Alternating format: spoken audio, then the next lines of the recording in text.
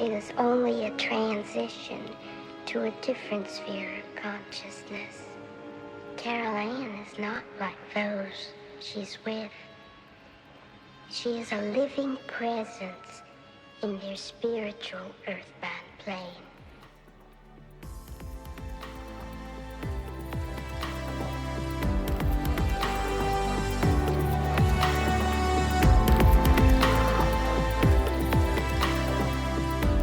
Hello and welcome to episode 67 of the Talking to the Dead podcast.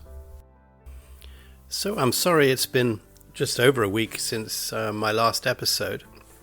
And the reason really is that I've been doing a tremendous amount of research because I've actually got some time at the moment. And there is a subject that I've been touching upon in the last few episodes that I've decided to really get into because, as you'll see, it combines a lot of the interests and a lot of the things that I've been feeling over the last few months. And of course, those two subjects that have collided so spectacularly during the making of this podcast, and I suppose my awakening, have been the study of the UFO, UAP disclosure movement and everything that's behind that, and the increasing awareness that the world population is having that we have definitely not been alone on this planet, perhaps since before recorded time, and that would be because we are either just a species living amongst other species of highly intelligent individuals that we can't see for various reasons, such as either they're hiding or that they live in an alternate dimension, or that they have a technology that means that they can cloud themselves or cloak themselves from us. Or indeed, as we've learned, they could be coming interdimensionally from other parts of space. They could be coming on spaceships. Who knows what it could be? But this whole dimension of UAPs and UFOs that has really been taking off in people's consciousness for over a year now is one particular area I've been interested in, as you know. The second, of course, is how this podcast started, which was from a quasi-religious angle. My phenomenal interest in everything to do with psychic things, and my rediscovery after 60-odd years of my gifts to be able to channel spirits, I believe, or entities from other realms of consciousness. And that's all been a very interesting experience, but when it collided sometime last year, it all became terribly obvious to me that it was all one and the same. Now, that makes it sound very simplistic. All one and the same? Yes, but there are so many graduations in both of those subjects. You can't just say it's A plus B equals C, or 1 plus 1 equals 2, whatever. It's not. It's massive, infinite amount of gradations for the subject of UFOs, UAPs, and also from the subject of the esoteric. And that's why, of course, there is so much written about it. There's so many theories. There's so many people who are trying to explain exactly what UFOs could be. And there's so many people, obviously, as there have been for thousands of years, trying to interpret man's spirituality, whether it's through religions or through new religions or whatever it might be, or through the occult, obviously, and ancient beliefs. So it's a tremendously complicated subject. And for me, to come to a realization it's all the same meant that I had to start looking into some of the people now who are talking about it. And this has taken a lot of research.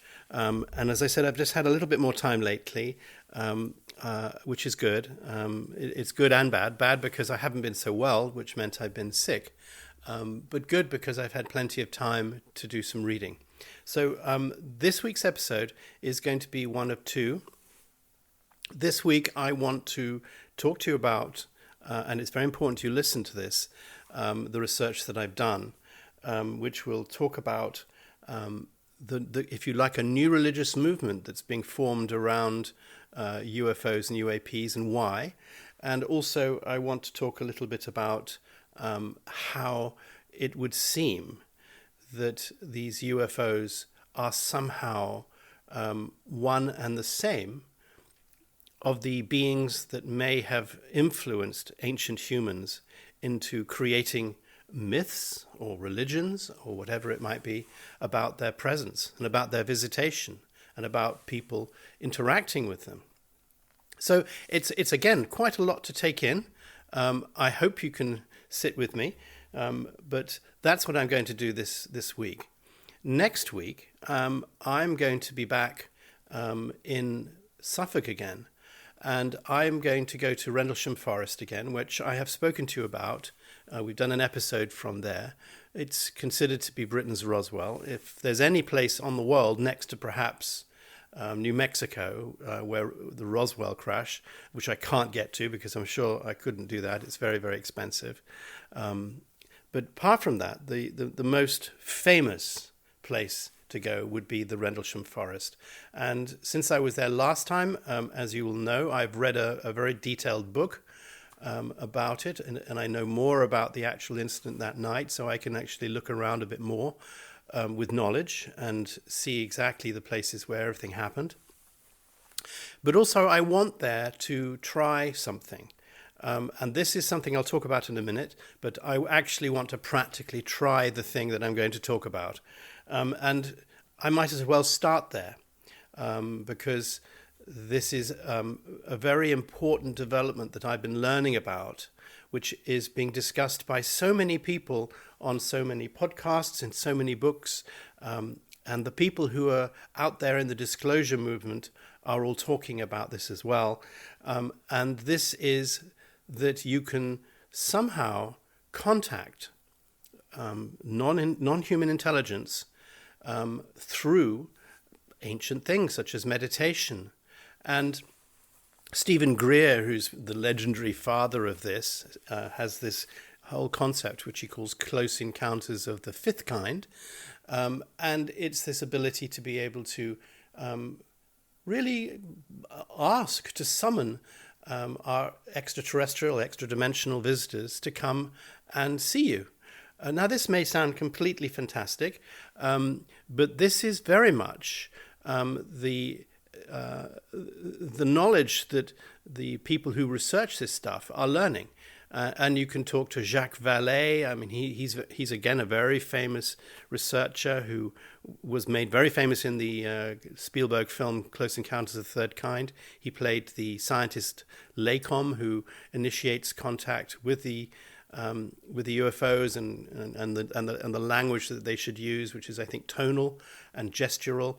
That is a way of communicating with them. But there are so many, and there's so much information out there, and I'll try to put some of it in below. But, it's been known for a while that if we were going to communicate, it wasn't going to be in English. And it would either be through music, as we have found in our podcast earlier last year. It would be or through a psychic ability that people would have, which is an ability that we all have. It's something that we've been born with, but through thousands of years of lack of use, it's something that most people don't really pay much attention to. That psychic ability will come out when people perhaps feel intuition or can see ghosts, or maybe even have a religious experience, or can actually be visited by aliens, and some people can see them, some people can't. Whether this is like quantum entanglement, which is this explanation why in the quantum world everything seems to be connected, and you can see something over here on the right, and then simultaneously the thing on the left you can't see because you're looking at the thing on the right, or the thing on the right can move, and in theory it's billions of miles apart, but the thing on the left moves in sync with it, or whatever that might be. This theory that we're beginning to understand now, which is considered to be classic physics now, is that there is, at the quantum level, the ability to communicate that we don't fully understand, but it seems to be communicating through some form of consciousness. And particles at the quantum level can communicate with each other. Well, obviously, it was somehow discovered a while ago that you could communicate with people that way. so through the I think they, well, obviously what I've been doing last year with communicating with spirits is very much this channeling exercise is very much picking up on consciousness and the communication coming in through that way. People are always doing it. They're feeling it when they're doing music or when they're getting inspired to write music or create art. They're doing it when they feel empathy or they feel something about someone they love, or maybe something remote from them, such as a war happening, and they can feel and be overcome by the feelings of what's going on. But from our point of view, from my point of view right now, what is fascinating is that we could perhaps communicate with non-human intelligence. And people have been doing this for a long time. And of course, then if you go into the conspiracy theories, perhaps governments have known this, and they've set up programs probably since, I don't know, the 40s and 50s, that would enable them to train people, scientists, I presume, to be able to communicate with non-human intelligence. All these programs, are all out there for you to read. They relate to sorts of extrasensory perception investigations, the ability to do remote viewing. We've covered all this before. So it's been well known that there is something inside a human that enables him to see beyond his normal senses, to feel beyond his normal senses. And of course I know that. But for mainstream science to begin to accept that now is amazing. And of course that's where we are. And I think mainstream science is absolutely and completely on board with that now, because the whole quantum research allows them to break away from their very rigid, constrained physics to a whole new physics where the old physics it seems almost redundant, because the new physics is describing things that hitherto were considered to be esoteric or paranormal. And that's where we are. So let's straight away, and bear with me, because it is important that you listen to some of this, because it'll help you understand what I'm on about. But CE5, or Close Encounter 5s, these are protocols that were co-created back in the 70s by Dr. Stephen Greer. Now, no matter what you think of him, if you watch the stuff on YouTube, certainly in many of the documentaries that he's done, he seems to be extremely passionate and genuine about what he is. And he certainly is leading the march into disclosure and enabling people to have the power to tell the public what's going on. And it's part of what's going on in Congress in the United States. I mean, he's one of the people that's really led the confidence that military people have been having to take huge personal and professional risks by talking about what they have seen in their aircraft or what they have seen above their nuclear armed stations, such as Bentwaters or whatever it might be, and to talk about the visitations that they've had or whatever's happened, that they've either seen ETs or that they've seen the craft or that they've seen what they can do. He's big in that, but he also decided at one point that he wanted to try to open it up wider to people, that you and I could, if we wanted to, make contact with them. Now, somebody once told me it's quite amusing if you stick up your hand in the world of 1 billion people, nobody would see it. If you started trying to think of a way to get your head above the parapet that you would be noticed, you'd need a protocol.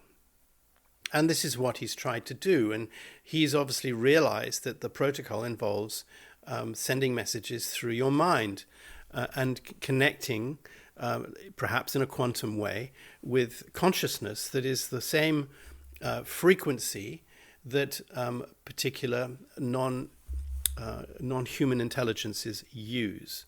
And he obviously created an organization, I think it was called the People's Disclosure Movement, and his theories about CE5 spread all over the world. What he does, and what a lot of people are doing right now in the desert, in There's a place called Skinwalker Ranch where they're actually doing all this research. You can look it up. They've got very, very well-funded individuals who are sitting there using all sorts of equipment and using what he suggested you use, such as some sort of astronomy laser, certain types of tones that you send out into space, lots of meditation. If you use these things, you can somehow make contact with non-human intelligences who can come and visit you. Now, obviously, we as sort of researchers and people interested in all of this have always considered that aliens are always going to be flying physical craft, but that's not necessarily true, because as I found out when I was talking to Neil Peart in some of the earlier episodes, when you're in a different reality, many forms of entities don't have physical bodies that we would understand at all.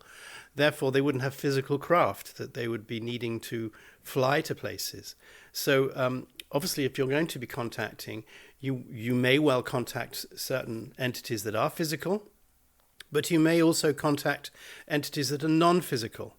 And that is going to be quite a challenge for you, because it's going to be quite hard to be able to recognize non-physical beings from perhaps things that we'd normally be able to see, such as an animal or a typical ET-looking person, or a person indeed who may have come from us millions of years in the future, or whoever we know.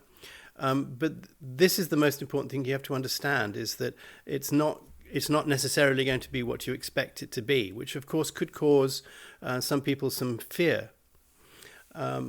Now, because of this, and that's really all I'm going to tell you about C5, though, because of this this work that they've been doing, it's been raising tremendous interest, not only in the UFO community, but also, I think, in the religious community. And this is where the crossover comes between religion and interests in extraterrestrial intelligence.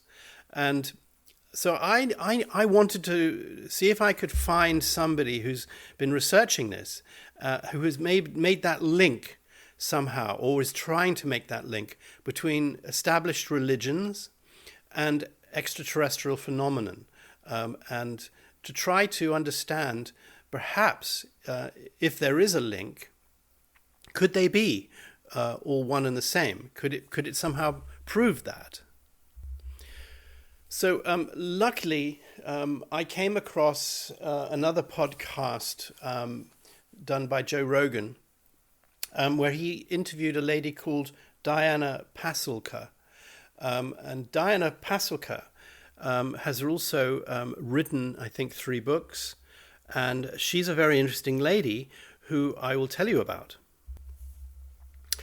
She is a professor of religious studies at the University of North Carolina, Wilmington, and she specializes in history and Catholic history. She has no shame in saying many, many times that she is a Catholic, but she doesn't allow that Catholicism to influence her scientific research. She believes that religion and the scientific research, if you're going to examine these things, you need to separate your own religious feelings from the science, which sounds pretty sensible to me. But she's very, very interested in what she calls that intersection of religion, technology, and UFO beliefs. She most definitely is interested in UFOs and extraterrestrial life, and has done, if you read her 3 books, a lot of research into traditional religions and things that have happened in the religious record that could be interpreted as something a little bit more extraterrestrial. And she is obviously not the first. I mean, there have been so many books written about interpreting ancient religious occurrences and happenings in the light of, could they actually have been visitors from other dimensions or from other star systems. So most of what she's doing is not new, but she's talking about it from an academic point of view, which is quite interesting. And she looks at most of the religious aspects of the UFO phenomenon. And it's funny that now people are calling the UFO phenomenon and everything about it almost like a new religion, that people are using the knowledge of UFOs and what these entities could be and what maybe they were and their influence on us as being almost quasi-gods, and that they could be creating, if you like, a new world religion, which does sound a little bit worrying to me, but that's something she also looks into. She's done huge amounts of research. She's been allowed into, according to her, she's been allowed into the Vatican to look at ancient religious documents. She's seen ancient scientific documents. You can read all about it. I'll put the links below.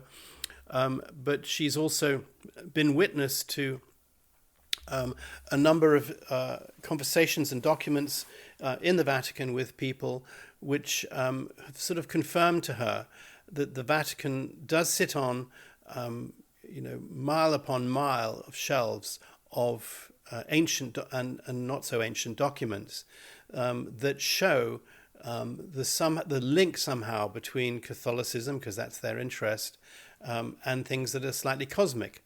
Now, it doesn't surprise me, of course, but I think probably people who read the book may be surprised.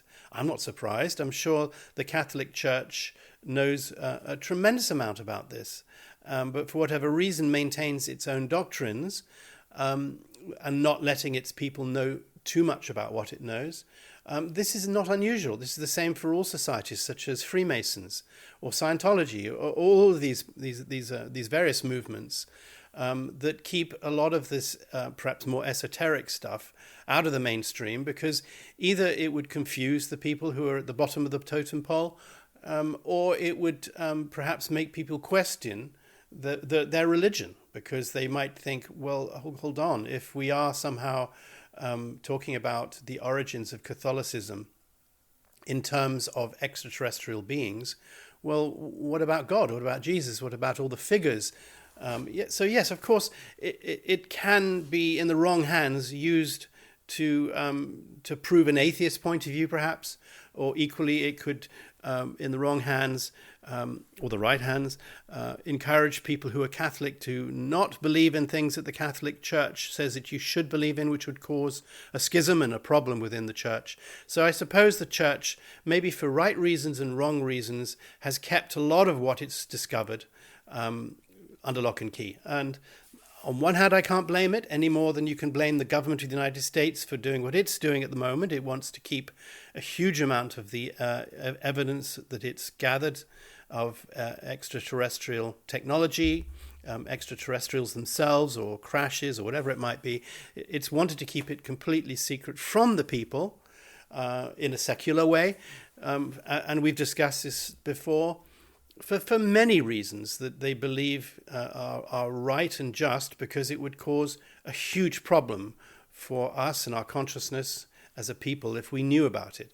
No, of course, you can argue that's very right, and that's what governments are for. They're to protect us, just to let us carry on with our day-to-day work without worrying about things. But equally, people feel also that they have a right to know. Why shouldn't they know about what's going on? Isn't it our birthright to know where we came from? And if we really are not, if we didn't come through a theory of evolution as was suggested through science, and if science that we know has been slightly distorted to obscure the real truth of where we come from or what existence is, don't we have a right to know about it? I don't know. These are all questions that I'm not addressing in this podcast, but Diana has this fascinating insight from being in the Vatican, that she's been able to see certainly things that the Vatican perhaps have not necessarily wanted to discuss openly as part of the Catholic religion.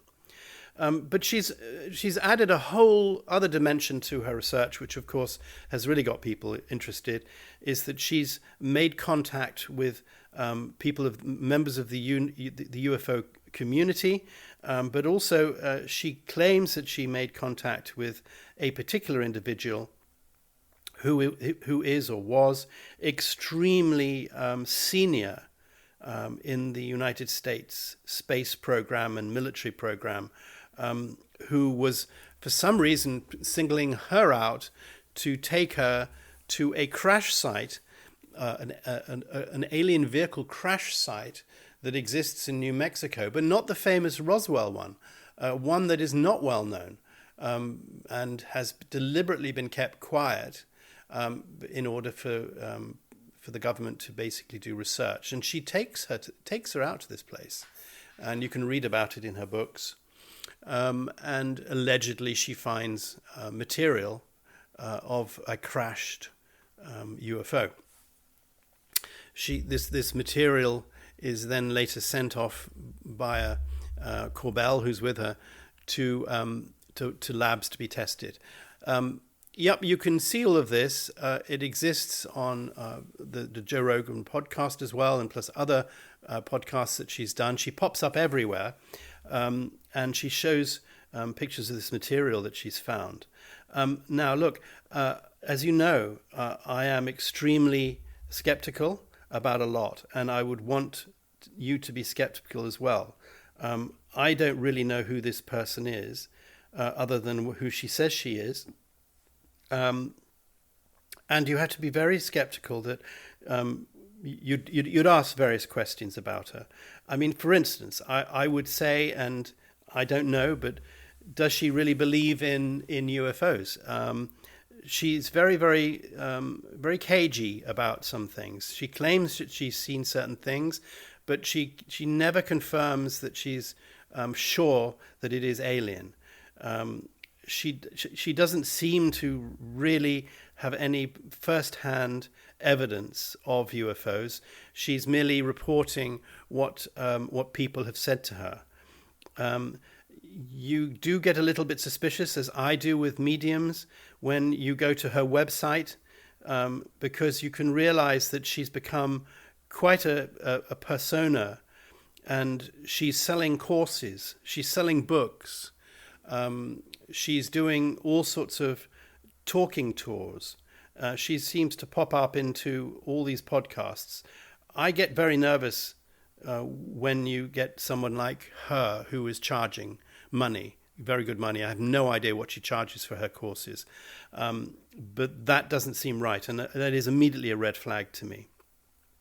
You would ask yourself why she would be chosen to be taking Nolan, a very well-known UFO expert, and this guy called Tyler, who is this mysterious, and that is not his real name, mysterious military guy. Why would they choose her to take her into the desert to show real UFO objects? I don't quite get that. And although these objects have been described as anomalous or not of this world, you don't get much more than that.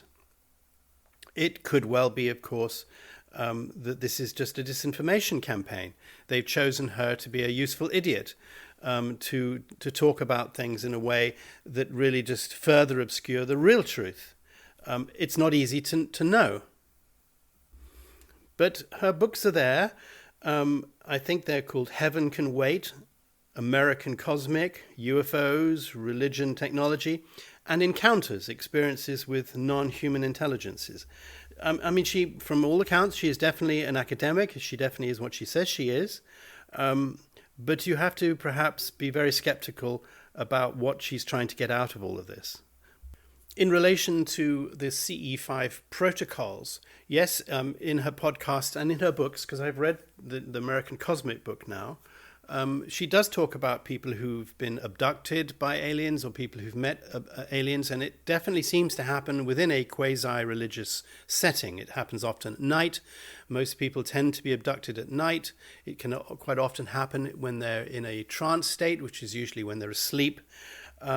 It's very interesting that seems to happen. But of course, that again makes it extremely difficult to really say that this was true and not a dream. Because obviously if everyone's being abducted, or pretty much are being abducted when they're dreaming, well, were they dreaming in the first place?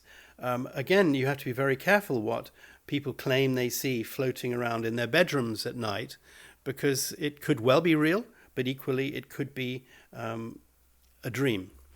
She also talks a little bit about psychedelics that people use, a lot of people who are trying to get in touch with their higher self or to higher realms by expanding their consciousness, which seems to be the way that you do contact higher realms. They need additional help because they can't often do it perhaps like I can, just through a channeling method.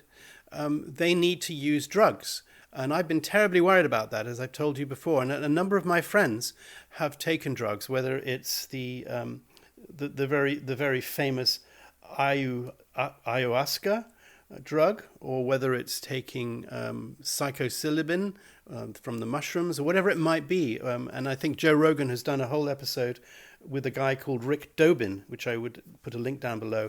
An amazing guy who is a psychiatrist who uses these psychoactive substances and many substances that are completely illegal now, but are used in a therapeutic situation and can apparently do amazing things for people with psychiatric disorders or people who've been suffering from terrible reactions to being in war zones or in combat or so in post-traumatic stress situations. So there is apparently a very legitimate use for psychoactive substances. But people like Joe Rogan, and this also does worry me a little bit, want to decriminalize it again and bring these things back from the 60s because they believe that this ability to allow all of us to expand our consciousness is what we need. And by making it a criminal offense, it's holding us all back from being open and realizing more by expanding our consciousness about the real meaning of life, etc. Again, I'm sorry, I am sounding a little bit skeptical here. I think I have to be skeptical. It does worry me that people who take psychoactive substances have to be careful that it's not necessarily the rewiring of your brain to enable it to become the brain that it was a few thousand years ago that enabled us to contact things with our higher selves and in other realms. It may not just be that. It may actually be your brain just being confused and taken over by these substances and causing your brain chemistry to dream and to turn reality into a dream state where you can manipulate your personal experience of reality in the way that you can when you're sleeping. And you may think it's completely real, what you're seeing, but it's not. It's a dream. I'm a little bit skeptical, as you can tell. I think there's some truth in both sides of this argument, but you have to be careful.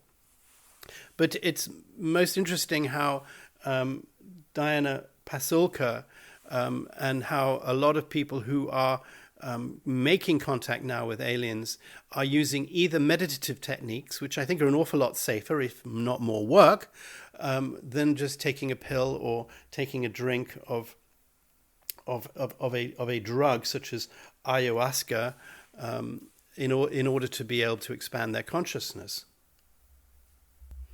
But what is obviously sure, and what she talks about quite a lot, is that the link between the ancient world and their religions and the religions that have survived to the present day most definitely have all sorts of very interesting parallels to what's happening today with the disclosure movement and the meeting of aliens, or the connection of the consciousness and extraterrestrial intelligence. So that is a fascinating thing. And I just also thought, therefore, I would do a little bit of research into some of the main points that have happened over the years that have led to the present day, if you like, merging of religion and the esoteric movements. I've also come across a book, I think it was called The Gods of the Bible. And this is worth just briefly talking about because this is stuff that was done way before Diana came up with her research. And I touched upon some of these themes before, but I just want to, please bear with me, I just want to tell you some of the main themes within that book. And he talked in that book about many of the translations in the modern day religious texts that came from ancient Hebrew texts, and that a lot of the interpretation that we've made of these religious texts has been with a theological eye, not with a scientific eye, but obviously with a theological eye. Well, you can understand why, because these were religious people interpreting things from a religious point of view. But obviously, so many of the things that we now see in the Bible have been influenced by religious doctrine rather than perhaps linguistic accuracy. We mentioned before the Elohim concept, which was this idea that there were these ancient Elohim, which were beings that were physical entities rather than spiritual entities. And they were very advanced beings that had very advanced technological capabilities. And I have mentioned before that there's a lot of research now about looking at the pyramids of Giza, or looking at the way stone was cut, or even huge amounts of what we would consider to be very, very sophisticated science and technology that ancient people seem to have access to, and we cannot understand how they could have done that with their technology that's been left behind for us to find.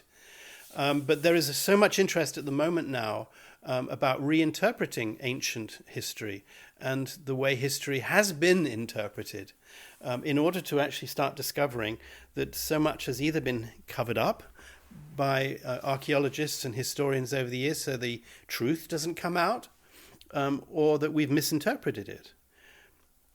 The book also talks about various ancient Sumerian texts that are very similar to biblical accounts. So a lot of these stories do pull on stuff that happened even before the events of the Bible, and how so many of these ancient texts have been misunderstood over the years. But he also talks about some very controversial things, because he wants to question these religious interpretations and suggest perhaps that the Bible is describing interactions with extraterrestrial beings. And he argues that ancient religious texts document technological events rather than spiritual events. And of course, then he challenges the idea of divine inspiration in religious texts. But I mean, yes, his key argument is that the gods of old were physical beings with advanced capabilities. And the Bible obviously wants to describe technological abilities as miraculous events. And ancient humans would have interpreted advanced technology as some sort of divine power. And I saw something the other day that showed that if you took an iPhone back to someone in the 1940s, they would think it was magical. It was unbelievable technology. But if you took that back to someone 1,000 years ago, of course, with what it can do, if people could even get their head around it, they would say it must be divine. It must be from God. And that he also argues in his book that religious texts therefore need to be re-examined, and need to be examined in the light of technology and what we're understanding about quantum technology rather than religion. So it's generated huge amounts of religious controversy, and it's definitely well worth a read. Now, moving away from Diana, I wanted to read to you the transcript of a podcast that's called the Weaponized Podcast. You can look it up, and it's from, I think, just about the latest episode. It's episode 3 of podcast 76, and it's interviewing another whistleblower. Now, as you all know, there are all sorts of whistleblowers who are coming out, like David Grouch or whoever it might be.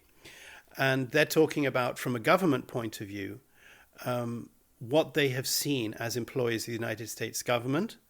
And they're saying now what they feel they can say without crossing the line and perhaps risking their own health. Whatever you make of that, there is that feeling that they know so much the government does not want you to know that they could actually be killed. I find that really rather sad that would happen, but it does sound like it's straight out of a Len Deighton novel.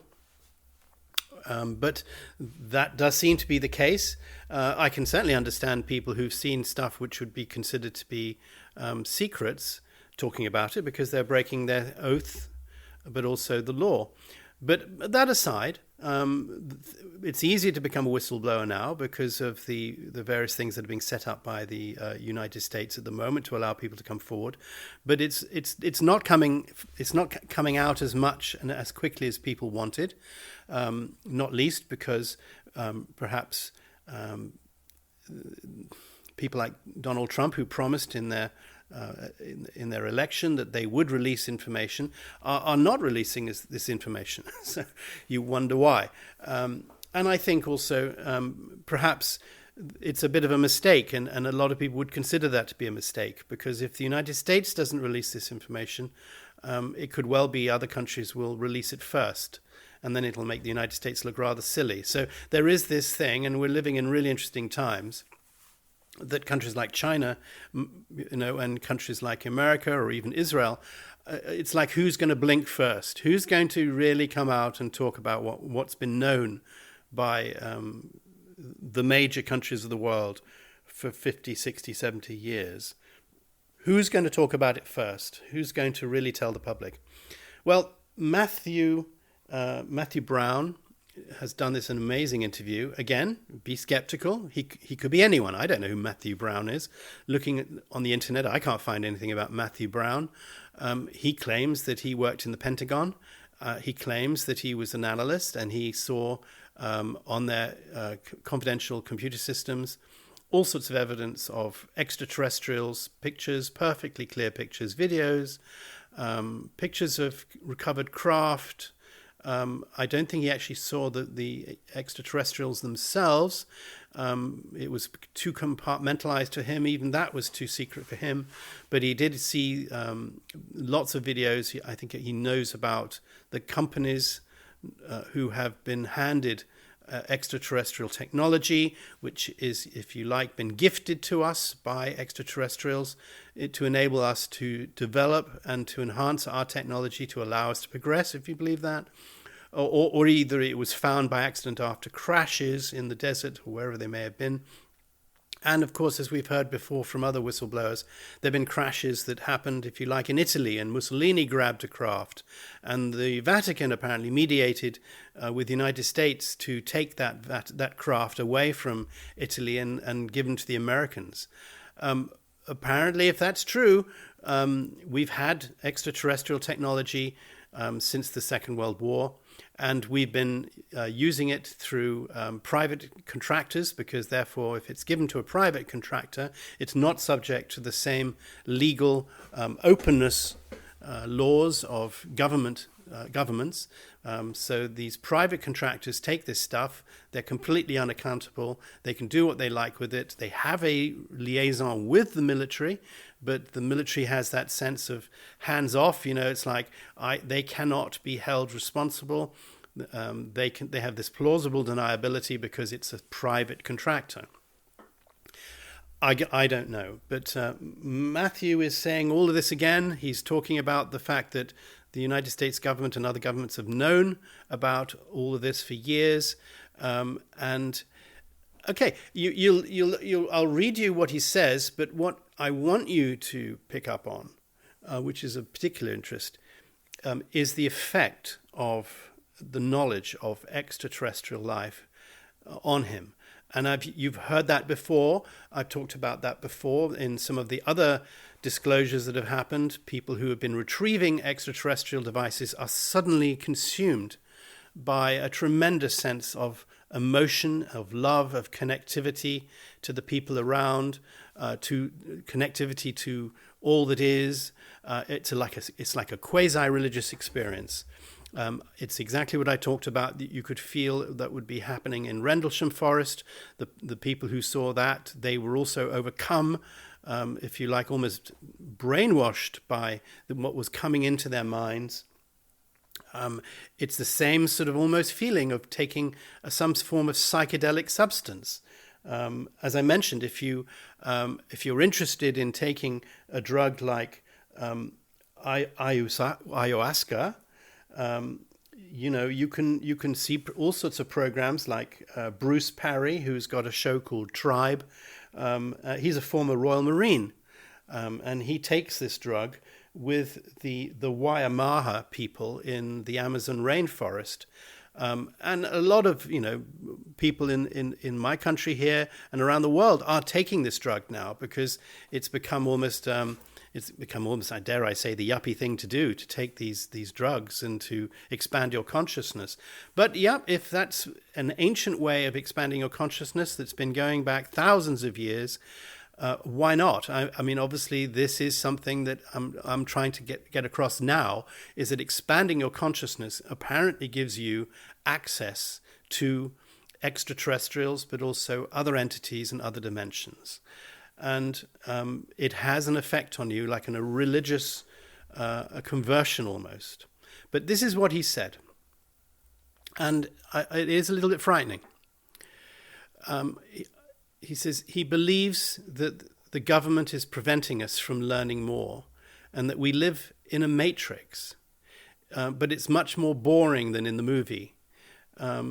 It's almost like you're finding out that there is a price for coming forward, and most people don't actually know what's going on. There are other people who are wondering if they should come out, but they're basically being held back in limbo. They've worked in classified programs their whole life. That's what they do. That's what pays their bills. And they're held in limbo, and it's held over their heads so they don't come forward. And they're thinking to themselves, should I be doing this? But there's no hope or help for anything for these people. There have been promises made that will help whistleblowers come forward, will give them support. There are even private equity funds and organizations saying that they're going to help people, but we haven't seen much help so far. People have reached out directly to all sorts of institutions that claim they're here to help UAP whistleblowers, specifically those in the process of coming forward and helping them to get some sort of stability, but it's been radio silence. At the very best, Matthew says, some of these institutions have stolen his information rather than disseminated his information. He says there's no help for whistleblowers. It's all being controlled, and it's controlled by special interests of industry that wants to either keep their existing powers in cooperation with intelligence agencies that have infiltrated or created these things. And he has directly experienced how these companies are sort of vacuuming up intelligence on all sorts of people, such as him, who are trying to do the right thing and whistleblow about what they've seen. He says that, of course, reporters could obtain and release all this stuff in history. He's asked, actually, why he doesn't just give all the information that he's holding back. And isn't it time to move forward and do it? Well, he feels, look, it's not going to be possible at the moment because people are still too frightened and people are fearful that they're going to be killed. And one of the interviews turns around to him and says, if for whatever reason, if you did get killed for saying what you now know, what would you want people to know that you would be remembered for? He says it's this reality. He says that there's far more to reality than we are actually being told.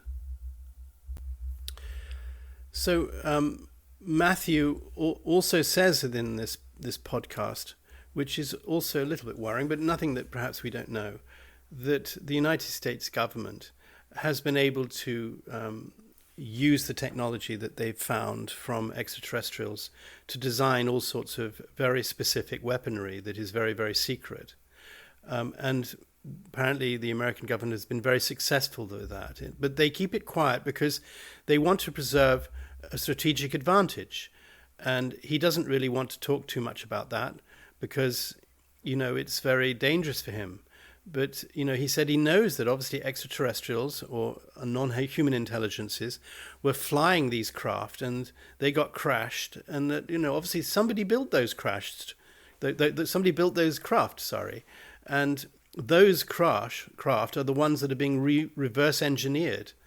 And he says that he feels it's terribly sad that why don't people come forward and say that they've seen this and they've got a file. What is the big picture? Why are these extraterrestrials here?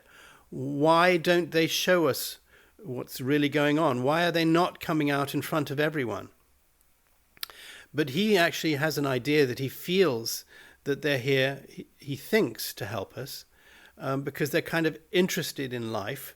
They're interested in the sort of life that we have, but we also could be a commodity to them, which sounds rather worrying, or possibly a form of entertainment.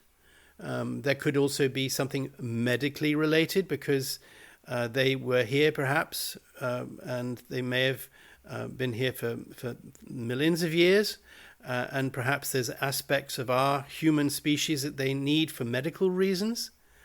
But he's saying that he is sure that they've been here for most of recorded history. They are definitely more advanced than us. They have this ability to pop up, and they can disappear whenever they want to. We just get little glimpses of them.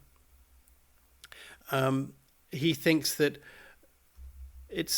there's probably multiple species. It's a very, very complex situation.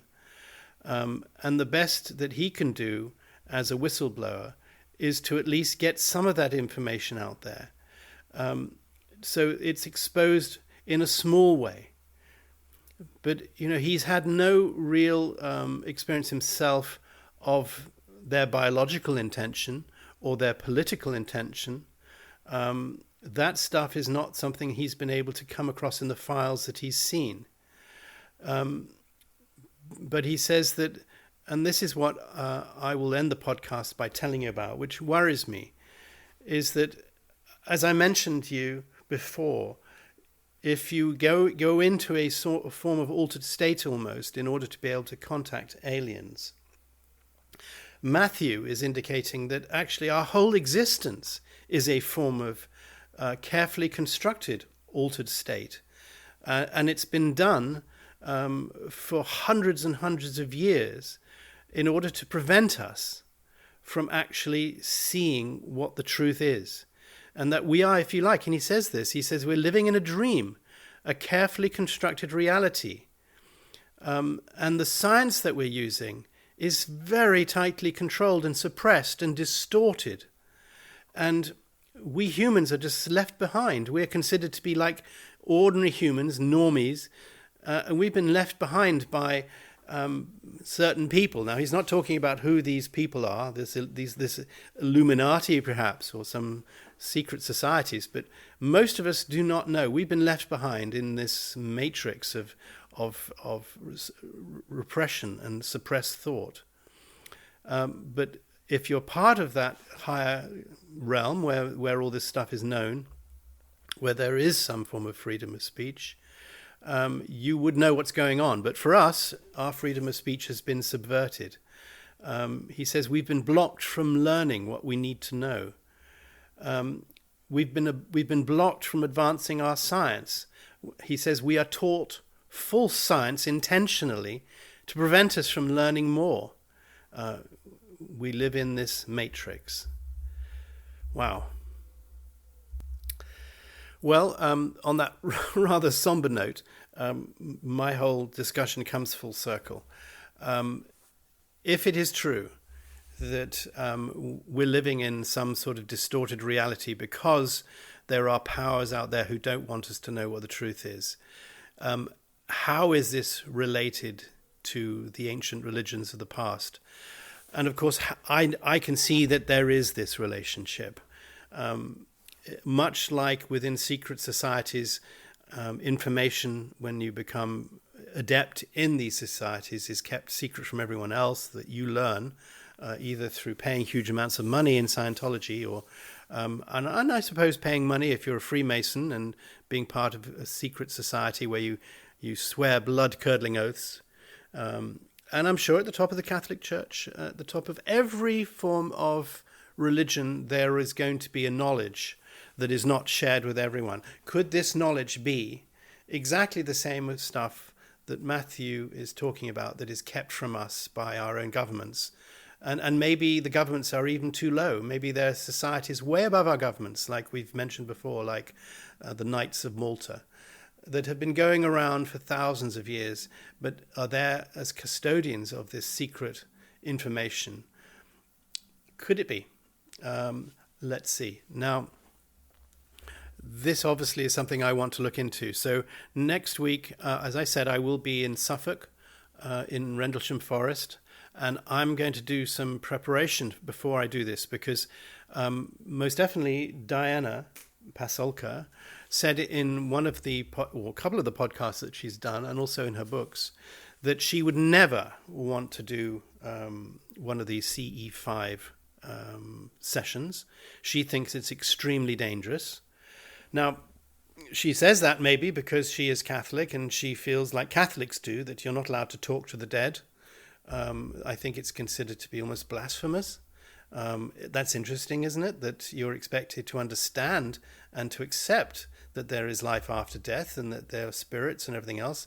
You're allowed to talk to Jesus and Mary and the God, but you're not allowed to really get involved with anything else, because it's considered to be black magic. It's considered to be the work of the devil. But that's interesting that, again, it's been religiousized that way. But I want to do some research between now and next week to try to get some understanding of how I should be protecting myself. Because I most definitely do believe that if I do go and I do make contact with, or asked to make contact with extraterrestrials, that I am actually doing exactly the same thing as I was doing when I was previously channeling Titan and other spirits. It's the same thing, but different entities. And I'm beginning to think maybe that Titan and the other entities who came through to me, haven't really given me yet the full picture of what is happening. Could it be that by communicating with an alien species, it'll explain to me what happens to us after we die? Or are we an alien species ourselves that are just physically living in a physical life now?